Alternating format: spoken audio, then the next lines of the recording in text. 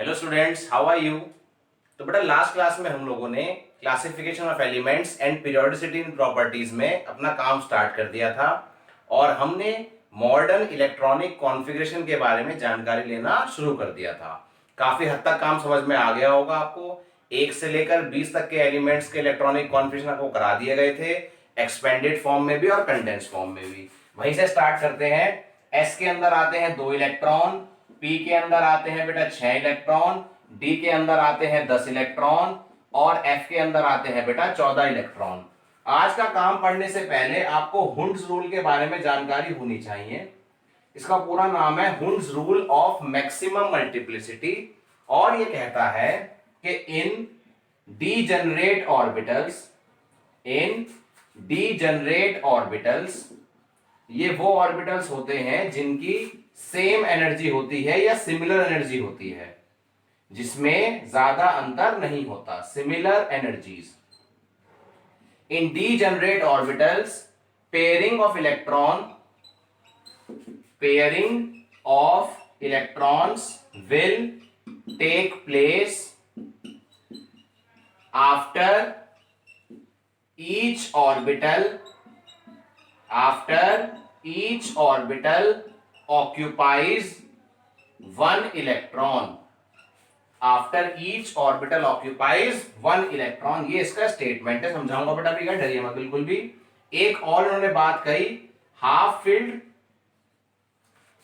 And fully filled orbitals are more symmetric and are more stable। ये बात P, D और F में applicable है, S के लिए एप्लीकेबल नहीं है। ये रूल क्या कहना चाह रहा है वो समझिए। सपोज कीजिए आपके पास है P सबशेल से 2P है, तो 2P का मतलब होता है आपके पास है 3 ऑर्बिटल। ये मैं 2P ही बना रहा हूं आपको समझाने के लिए। और सपोज कीजिए आपके पास इस प्रकार से ये P ही है बेटा, आपको केसेस समझाने के लिए 3 3 6। अगर आपके पास 1 इलेक्ट्रॉन है तो आप P में ऐसे फिल करेंगे, अगर 2 इलेक्ट्रॉन हुए तो ऐसे, और 3 इलेक्ट्रॉन हुए तो ऐसे। अब मिलाइए रूल।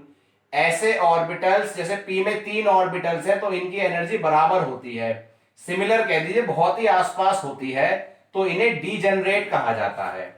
यानी ये तीनों एक ही लेवल पे हैं, और जब एक लेवल पे हैं तो जब तक सबको एक एक इलेक्ट्रॉन नहीं मिल जाएगा तब तक आप इनकी पेयरिंग नहीं कर सकते। सपोज करो P में हो गए 4 इलेक्ट्रॉन, 1 2 3, तो भाई चौथा इलेक्ट्रॉन यहां आएगा। P में हो गए 5, 1 2 3 4 और ये 5। P में हो गए 6, 1 2 3 4 5 और ये 6। तो ये कहानी 2p6 की है, ये कहानी 2p5 की है, ये कहानी 2p4 की है, ये कहानी 2p3 की है। सपोज करो 2p में है केवल 1 इलेक्ट्रॉन तो ऐसे, और 2p में है 2 इलेक्ट्रॉन तो ऐसे। इसके अलावा कोई और तरीका हुआ, सपोज करो आपने 3 इलेक्ट्रॉन को भैया ऐसे फिल कर दिया, तो ये गलत। किसी भी ऑर्बिटल में, किसी भी डब्बे में, मैं तो डब्बा ही बोलता हूं बेटा, इलेक्ट्रॉन्स भरने के 2 तरीके हैं। आजकल ये चलता है, पहले ये तरीका भी लगाया जाता था। आप दोनों में से कोई सा भी यूज कर सकते हैं, इसके अलावा तीसरा कोई सा तरीका नहीं लगेगा। ऊपर का एरो इंडिकेट करता है क्लॉकवाइज डायरेक्शन, जबकि नीचे का एरो इंडिकेट करता है एंटी क्लॉकवाइज डायरेक्शन। एक डब्बे में 2 इलेक्ट्रॉन, एक घूमेगा क्लॉकवाइज और एक घूमेगा एंटी क्लॉकवाइज। इतनी बात समझ में आनी चाहिए। तो ये कह रहा है चाहे डी आ जाए बेटा, एस में क्यों एप्लीकेबल नहीं होगी ये बात आप खुद समझ जाएंगे। एस में डब्बा ही एक है तो एस में ये रूल एप्लीकेबल नहीं है, कोई जरूरत नहीं है। लेकिन डी में देखो 1 2 3 4 5 6 7 8 9 और ये 10। अगर डी ऑर्बिटल है और आप उसको सही से भर रहे हैं कोई दिक्कत नहीं है। लेकिन अगर आपने मान लो डी में 3 इलेक्ट्रॉन्स है ऐसे भर दिया, गलत।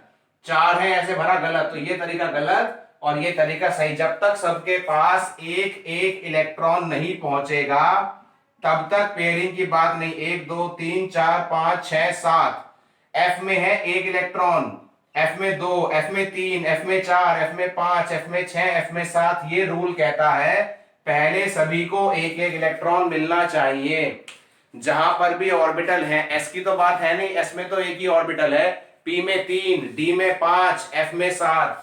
जब तक सबको एक एक नहीं मिलेगा तब तक पेयरिंग किसी भी हालत में आप नहीं करेंगे, क्योंकि इससे सिमेट्री आती है। सिमेट्री मींस समानता। Half filled and fully filled orbitals are more stable. या तो आप हाफ फिल्ड हो या फुली फिल्ड हो, या तो आप हाफ फिल्ड हो या फिर आप फुली फिल्ड हो, तो ऐसे केस में आप हो जाते हैं स्टेबल, और स्टेबल होने का कारण है सिमेट्री। अब समझो क्लास में कैसे सिमेट्री समझाई जाएगी बेटा। अगर एक क्लास में 3 स्टूडेंट्स हैं और मैं 3 बच्चों को एक एक पेन गिफ्ट करता हूं चिल्ड्रन डे पे, एज्यूम कर लीजिए चिल्ड्रन डे आया और चिल्ड्रन डे पे हर एक बच्चे को एक एक पेन दिया गया, तो इससे क्या हो जाएगी सिमेट्री। ना किसी के पास ज्यादा ना किसी के पास कम। बात समझ में आई या नहीं? और जहां सिमेट्री है वहां क्या होगी? स्टेबिलिटी। क्यों? जब आप सिमेट्री है, सबके साथ बराबर का बिहेवियर कर रहे हैं, तो इसमें कोई गड़बड़ नहीं है।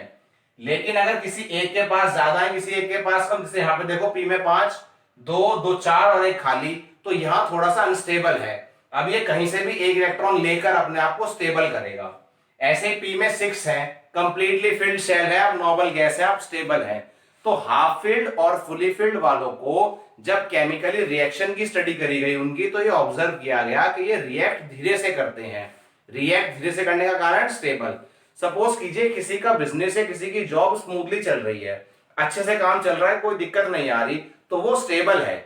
ऐसे ही एलिमेंट्स में जब कॉन्फ़िगरेशन पाए गए हाफ फिल्ड और फुली फिल्ड वाले, तो उनकी रिएक्शंस आसानी से नहीं हो पाई। क्यों?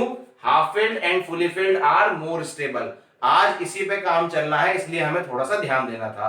बात समझ में आ गई होगी, नहीं आई है एक बार रिवाइंड कीजिए और फिर से पढ़िए दोबारा से एक बार। अगर P में 3 ऑर्बिटल हैं तो सभी की एनर्जी बराबर, 2p है तो उनकी बराबर, 3p है तो उनकी बराबर, 4p है तो उनकी बराबर। 2 वाले की कम होती है एनर्जी, 3 वाले की ज्यादा, 4 वाले की और ज्यादा। Second class, third class, fourth class, fifth class, जैसे जैसे क्लास बढ़ रही है शेल बढ़ रहा है, शेल बढ़ रहा है तो एनर्जी भी ऑटोमेटिकली बढ़ रही है। तो जैसे डी में 5 ऑर्बिटल्स हैं तो पांचों की एनर्जी समान है, और पांचों में जब तक एक एक इलेक्ट्रॉन नहीं जाएगा तब तक आप उसकी पेयरिंग नहीं कर सकते। हुंड्स रूल समझ में आ गया होगा अच्छे से। और अभी आपको इस पे बेस्ड कुछ क्वेश्चंस करने हैं। आज हमें कॉन्फ़िगरेशन करना है 21 से लेकर 30 तक के एलिमेंट्स का, जो आपको याद करने के लिए भी दिए गए थे। एक बार फिर से देखते हैं वो क्या थे एलिमेंट्स। पहले चैप्टर के स्टार्टिंग में याद करा चुका हूं। पहला एलिमेंट स्कैंडियम, दूसरा एलिमेंट टाइटेनियम, तीसरा element vanadium, 24th chromium important है, 25th manganese, 26th iron, 27 cobalt, cobalt के बाद यहां लिखता हूं बेटा, 28 निकिल, 29 कॉपर और 30 है बेटा जिंक। कहानी वही है। अगर आपका नंबर 21 है तो 21 ही इलेक्ट्रॉन भरने हैं, 1s2, 2s2, 2p6, 3s2, 3p6, 4s2, 3d1। अगर यहां तक मैं छोटा करूं तो यहां तक बेटा आपके बैठेंगे 18 इलेक्ट्रॉन्स, और 18 इलेक्ट्रॉन्स की नोबल गैस कौन सी है? आर्गन। तो भैया इसको लिख सकते हैं आर्गन 4s2, 3d1। अब यहां पर एक बात समझने की है, पूरा फोकस चाहिए मुझे आप लोगों का। आज थोड़ी सी आपको पूरी टेंशन की रिक्वायरमेंट है। अब देखो बेटा, न्यूक्लियस के पास पहली शेल कौन सी आती है? 1, दूसरी कौन सी आती है? 2, तीसरी कौन सी आती है? 3, चौथी आती है 4। तो यहां थोड़ी सी एक्सेप्शन हो गई कि 3d आ रहा है बाद में और 4 आ रहा है पहले। तो कुछ स्टैंडर्ड बुक्स में इसको अब ऐसे लिखा जाता है, आर्गन 3d1 4s2। अब आप सोच रहे होंगे हम कैसे पहचाने? तो आपके लिए एक शॉर्ट ट्रिक है। जब भी लास्ट का इलेक्ट्रॉन डी में आए, सपोज कीजिए 3d में आया, तो आप उसको इंटरचेंज कर देंगे, 4s को रख दीजिए आगे, 3d को ले जाइए पीछे, जैसे मैंने करा है। सपोज करो ये 5d में आता, तो 5d में आता तो आप 6s को आगे ले आते। अगर 4d में आता तो तो 5 को, यानी डी से ज्यादा ही होता है हमेशा एस। दोबारा से, अगर इलेक्ट्रॉन लास्ट आपका 3D में आया है तो हमने इंटरचेंज करके 4 को आगे ले गए, क्योंकि कुछ किताबों में आपको इस प्रकार से मिलेगा, वो इस बात को ध्यान रखते हुए कि चौथी शेल बाद में आती है और थर्ड पहली। सिर्फ डी वालों में ही करना है, एफ वालों में एक्सेप्शंस बहुत ज्यादा है, इसलिए एफ ब्लॉक एलिमेंट्स के कॉन्फ़िगरेशन सिलेबस में आपके हैं ना आएंगे। एफ में एक्सेप्शंस और ज्यादा है, एस में कम है, एक्सेप्शंस है ही नहीं, पी में भी नहीं है, डी में थोड़ी बहुत है और एफ में बहुत ज्यादा है। दोबारा से ध्यान दीजिए कि जब भी आखिरी का इलेक्ट्रॉन डी में आएगा तो आप इंटरचेंज करेंगे, वजह चौथी शेल आती है बाद में। अब ये बात समझ में आ गई, बार बार नहीं पढ़ना है। टाइटेनियम है 21 नंबर, 18 नंबर की noble gas argon, 4s2 3d2, ये हमने यहां पे देख लिया। वेनेडियम, आर्गन, 4s2, ये तो हो गया 20 और 3d क्या हो जाएगा बेटा 3। क्रोमियम एक्सेप्शन है, ध्यान रखना, आर्गन 3d4 4s2 रूल के हिसाब से एक्सपेक्टेड है, ऐसा हम रूल के हिसाब से उम्मीद कर रहे हैं कि ऐसा होगा, लेकिन ये ऐसा है नहीं। हुआ क्या, डी ने एस से कहा कि भाई मुझे एक इलेक्ट्रॉन दे दे, डी ने एस से कहा कि भाई मुझे एक इलेक्ट्रॉन दे दे, एस ने कहा क्यों दे दूं भाई। तो एस में 3 ही कंडीशन है, या तो खाली या आधा या पूरा भरा हुआ। एस में 3 ही कंडीशन है, या तो खाली या हाफ फिल्ड या फुली फिल्ड, लेकिन डी वाला D4 है और आप जानते हैं डी अगर 4 से D5 बन गया तो वो स्टेबल हो जाएगा, क्योंकि half filled and fully field क्या होते हैं बेटा स्टेबल। तो क्रोमियम के केस में ये हमने एक्सपेक्ट किया, जो कि गलत है, निकल कर आया ये 3d5 4s1, क्योंकि ये मोर स्टेबल अरेंजमेंट है। देखो इलेक्ट्रॉनिक कॉन्फ़िगरेशन हमने अपने आप नहीं बना दिए, हम एलिमेंट्स की रिएक्शन करा रहे हैं और रिएक्शन के बेस पे कौन कितने इलेक्ट्रॉन दे रहा है और कौन कितने ले रहा है उसके बेस पे कहानी चलती है। क्रोमियम के अंदर से जब रिएक्शन कराई गई तो वो D5 में बैठ गया, D5 में बैठने का मतलब है वो स्टेबल है, ये कंडीशन अनस्टेबल जबकि ये स्टेबल। तो जब रिएक्शन कराई गई तब पता लगा कि भाई इसके D में तो है 5 इलेक्ट्रॉन और S में है 1, इसलिए आपको आज हुंस रूल सिखाया गया था। 24 नंबर क्रोमियम और 29 नंबर कॉपर सबसे ज्यादा इंपॉर्टेंट केसेस हैं जो पेपर में पूछे जाते हैं, वजह इसमें एक्सेप्शन है।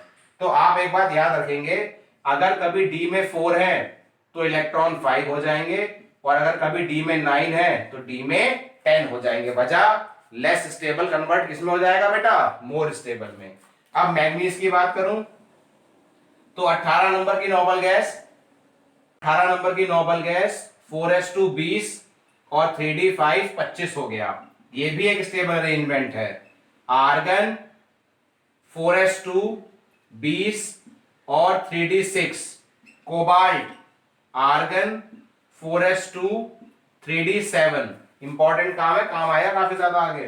फिर आया 28 नंबर का निकेल, आर्गन 4s2 3d8, फिर आया copper, argon 3d9 4s2, rule के हिसाब से एक्सपेक्टेड है, लेकिन सही क्या है बेटा, आर्गन 3d10 4s1, क्योंकि ये क्या है बेटा, ये है मोर स्टेबल। क्यों, जब डी में 9 है और डी 10 होते ही स्टेबल हो जाएगा, तो उसने एस से एक इलेक्ट्रॉन मांग लिया बेटा, क्योंकि एस में 1 रहे 2 रहे उससे कोई फर्क नहीं पड़ता, सारे इलेक्ट्रॉन तो एस भी नहीं देगा।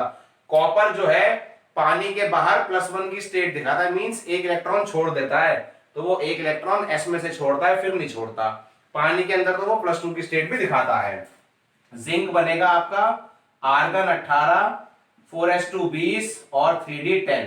बिल्कुल ध्यान से ये वाले कॉन्फ़िगरेशन पढ़ लीजिए, कल काम वैसे ही बहुत ज्यादा लिखा होगा आप लोगों ने, पीरियोडिक टेबल के बारे में कुछ बातें आई थी मैं अभी यहाँ पे डिस्कस करूंगा, फिलहाल इसको समझिए। 21 से लेके 30 तक के एलिमेंट्स में पहली एक्सेप्शन क्या समझाई मैंने आप लोगों को, आप अगर ये भी लिख कर आते हैं तो गलत नहीं है, लेकिन आजकल नई बुक्स में ऐसे लिखते हैं। तो जब भी इलेक्ट्रॉन आखिरी डी में आए, सपोज कीजिए 3d में आया तो उससे आगे 4s ले आइए, सपोज कीजिए 4d में आया तो आगे 5s ले आइए, अगर 6d में आया तो आगे 7s ले आइए, इससे ज्यादा नहीं आएगा। 3d 4d 5d, इसके ज्यादा आपको जरूरत नहीं पड़ेगी। 3d से आगे 4s, 4d से आगे 5s और 5d से आगे 6s और 6d से आगे 7s, एक ज्यादा ही रहेगा हमेशा। 3 से आगे 4, 4 से आगे 5, 5 से आगे 6, तो ये ध्यान रखना है। दूसरी बात, जब आप किसी एटम का कॉन्फ़िगरेशन लिखेंगे बिना चार्ज वाले का, जब भी आप किसी एटम का कॉन्फ़िगरेशन लिखेंगे बिना चार्ज वाले का, तो ध्यान रखिए 3d4 तो बन जाएगा 3d5 s से एक इलेक्ट्रॉन लेकर, और 3d9 बन जाएगा 3d10 s से एक इलेक्ट्रॉन लेकर। क्यों? क्योंकि 3d9 के मुकाबले 3d10 ज्यादा स्टेबल है, और 3d4 के अलावा 3d5 ज्यादा स्टेबल है। तो 3d4 will become 3d5, 3d9 will become 3d10। बोलो बात समझ में आई कि नहीं?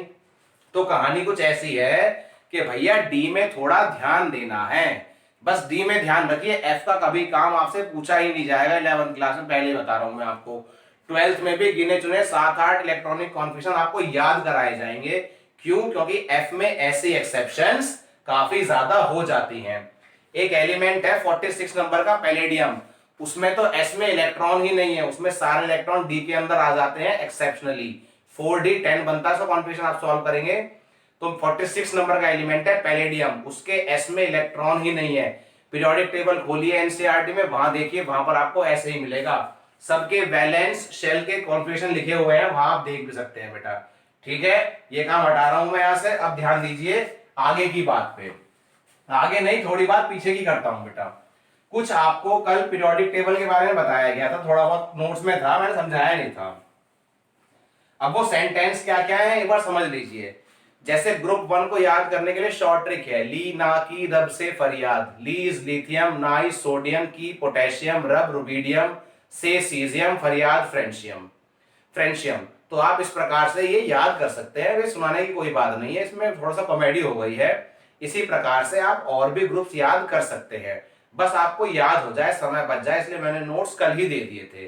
ग्रुप 2 का है बेटा मांगे कार स्कूटर बापू राजी, बेटा मीन्स बेरिलियम, मांगे मीन्स मैग्नीशियम, कार कैल्शियम, बेटा मांगे car scooter, scooter means strontium, बापू मीन्स बेरियम, राजी मीन्स रेडियम।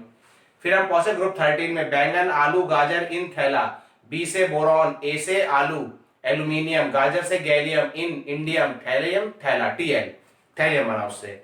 फिर है बेटा ग्रुप 14, कहे सीता जी सुनो प्रभु, सी से कहे, सुनो किसके लिए क्या है बेटा सिलिकॉन, कहे सीता, सीता जी के लिए SI, Sita ji germanium GE, सुनो एसएन-टीन, प्रभु पीबी लेड। उसके बाद ग्रुप 15 आया, नाइट्रोजन फॉस्फोरस आर्सेनिक एंटीमनी बिस्पिथ, नाना nitrogen Patekar phosphorus arsenic Asrani, Nana Patekar Asrani सब, एंटीमनी एसबी बिंदास बीआई बिस्मिथ।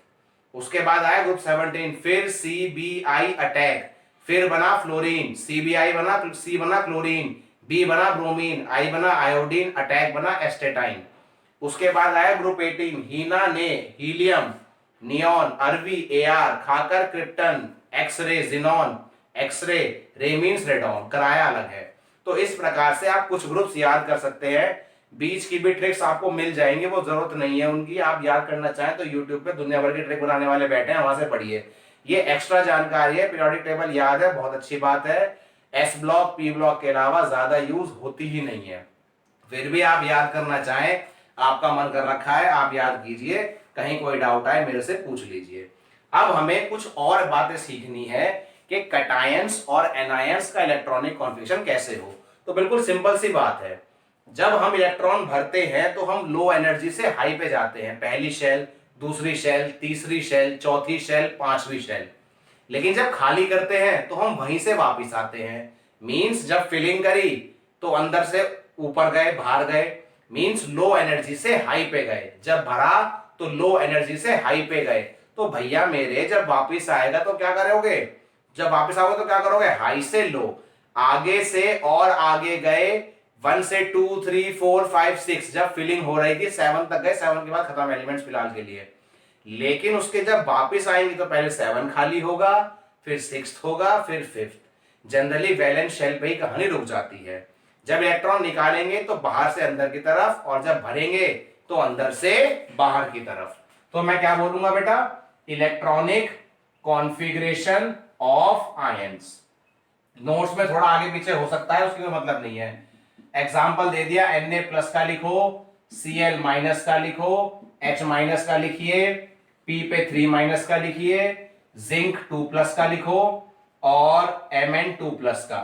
ये आपसे कुछ एग्जांपल्स पूछे गए हैं। तो ध्यान रखिए, जब इलेक्ट्रॉन निकालोगे तो हायर एनर्जी शेल वाले में से निकालोगे और जब भरोगे तो लास्ट शेल वाले में। तो ये सारा गेम भी इलेक्ट्रॉनिक कॉन्फ़िगरेशन बेस से। सोडियम है 11 नंबर। जब भी किसी कटायन और एनायन का इलेक्ट्रॉनिक कॉन्फ़िगरेशन आएगा तो इस बात का ध्यान रखना है, पहले एटम का लिखना है। तो सोडियम का बनेगा बेटा 1s2 2s2 2p6 3s1। करते करते आपको याद हो जाएगा। अब ये कह रहे हैं Na+ का मतलब है 1 इलेक्ट्रॉन रिमूव्ड, और सबसे बड़ी शेल, सबसे दूर की शेल में 3s1 है।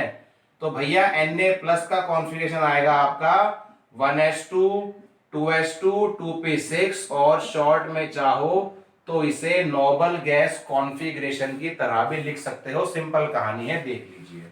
ठीक है बेटा, अब चलते हैं अगले एग्जाम्पल पे। फटाफट देखिएगा एग्जाम्पल, ये हटा देता हूं साइड से, थोड़ा जल्दी काम हो जाएगा और आप लिखेंगे सारा बेटा।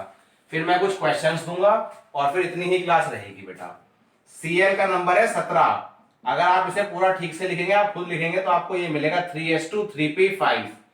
Cl माइनस का मतलब है 1 इलेक्ट्रॉन एडेड। अब इतनी बुद्धि आप में है कि 3s तो पूरा भरा हुआ है, तो इसमें इलेक्ट्रॉन की जगह नहीं है। जगह किसमें है बेटा? 3p5 में। तो Cl minus will become neon 3s2 3p6। इसका होता है 10 और 2 12 और 6 18। चाहे तो आप इसे नोबल गैस आर्गन भी लिख सकते हैं, क्योंकि ये 18 बन गया। उसके बाद आया बेटा H का मतलब होता है 1s1। H माइनस का मतलब है 1 इलेक्ट्रॉन एडिड। इस S के अंदर भी एक इलेक्ट्रॉन आ सकता है, तो ये हो गया 1s2, जो कि होता है नोबल गैस हीलियम का कॉन्फ़िगरेशन। हर एक एलिमेंट इलेक्ट्रॉन छोड़कर या इलेक्ट्रॉन लेकर नोबल गैस में बनना चाहता है, तभी तो वो गेन करता है। फॉस्फोरस को देखो 15 नंबर है बेटा, आप ठीक से करोगे तो निकल कर आएगा नियॉन 3s2 3p3। क्या निकल कर आया बेटा? Neon 3s2 3p3। इसने 3 गेन करे, 3 इलेक्ट्रॉन्स एडेड, और जब 3 इलेक्ट्रॉन एडेड हुए तो ये बना नियॉन 3s2 3p6, या फिर आप इसे नोबल गैस आर्गन भी लिख सकते हैं। ये भी 18 बन गया। आगे चलते हैं बेटा, कौन सा दिया है हमें? आगे दिया है बेटा जिंक, Zn का नंबर है बेटा 30। तो आर्गन आपको सिखा दिया है, ध्यान रखेंगे, 4s2 3d10। जिंक ने छोड़े 2 इलेक्ट्रॉन तो बना आर्गन 3d10। जिंक क्या बन गया बेटा? आर्गन 3d10 स्टेबल हो गया। मैग्नीज क्या है बेटा?